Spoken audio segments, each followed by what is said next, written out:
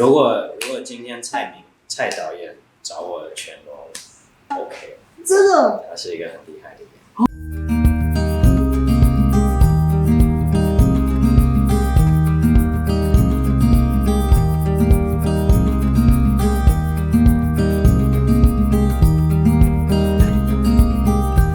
你在里面不是有就是裸屁股吗？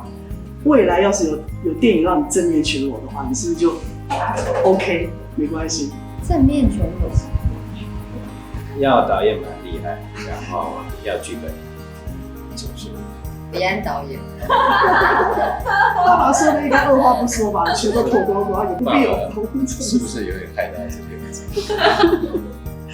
爸爸会色戒2。你觉得爸爸会要求你这样做这样的事吗？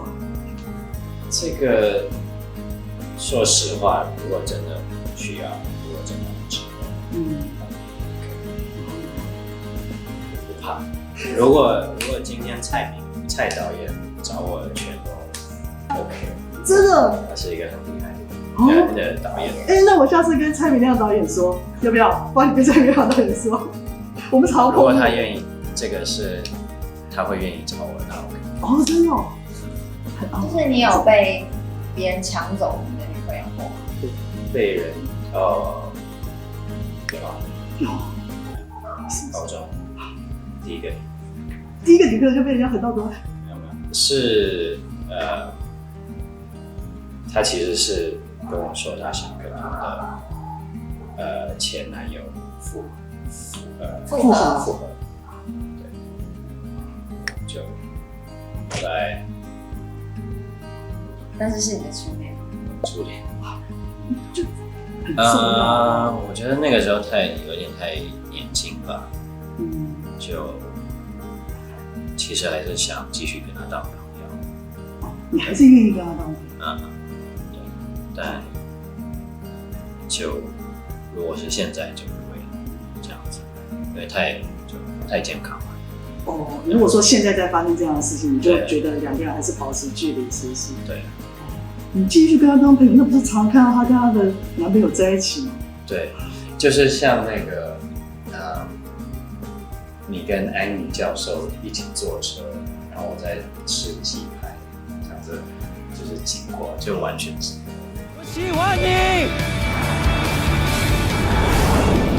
就是女人都喜欢长手的男生，很精彩的东西。是不是私底下有偷偷哭？那时候那么小。哭了多久？初恋啊，有没有1年？有没有哭了1年？伤心了1年吧。